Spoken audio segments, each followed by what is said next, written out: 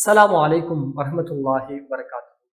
அன்பிற்குரிய இஸ்லாமிய சொந்தங்களே, தமிழ்நாடு தௌஹீத் ஜமாத் ராமநாதபுரம் வடக்கு மாவட்டம் சார்பாக வருகிற ஜனவரி 5, 2025 அன்று தேவிப்பட்டினத்தில் மாபெரும் இஸ்லாமிய வாழ்வியல் மாநாடு நடைபெற இருக்கிறது.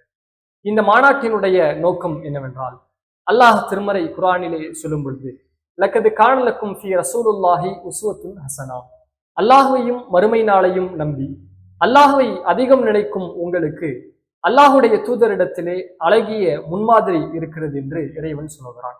இந்த உலகத்தில் வாழக்கூடிய அத்துணை மனிதர்களுக்கும் அல்லாஹுடைய தூதர் ஸல்லல்லாஹு அலைஹி வஸல்லம் அவர்கள் தான் மிகச்சிறந்த முன்மாதிரி என்பதில் எந்த மாற்று கருத்தும் கிடையாது.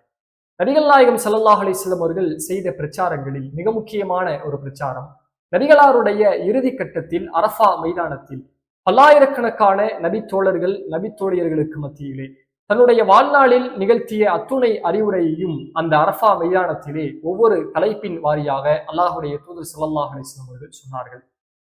நபிகளாருடைய அறிவுரை என்பது ஒரு தனி மனித வாழ்க்கைக்கும், ஒரு குடும்பத்திற்கும், ஒரு நாட்டினுடைய அரசாங்கத்திற்கும் எல்லாவற்றிற்கும் சரிசமமான முறையிலே ஒரு மிகச்சிறந்த அற்புதமான அறிவுரையாகும். இப்போதைய காலகட்டத்தில் ஒரு இளைஞன் தவறு செய்து தவறான வழிக்கு செல்கிறான் என்றால், ஒரு குடும்பம் தவறான வழிக்கு செல்கிறது என்றால், ஒரு நாட்டினுடைய அரசாங்கம் தவறாக மக்களை வழிநடத்துகிறது என்றால், அதற்கான மிக முக்கியமான ஒரு காரணம் இஸ்லாமிய வாழ்வியல் வழியை நபிகள் நாயகம் ஸல்லல்லாஹு அலைஹி வஸல்லம் அவர்கள் சொன்ன அந்த முன்மாதிரியை தன்னுடைய வாழ்க்கையிலே ஏற்படுத்தாததன் ஒரே ஒரு காரணம்தான்.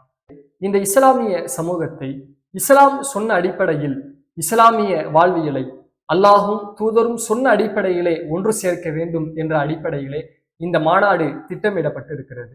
பல்லாயிரக்கணக்கான முஸ்லிம்கள் குடும்பத்தோடு ஒன்றிணையக்கூடிய இந்த மாநாட்டிற்கு உங்களை அன்போடு வரவேற்கக்கூடிய ஒரு அழைப்பாக இந்த காணொளி உங்களை சந்திக்கட்டும்.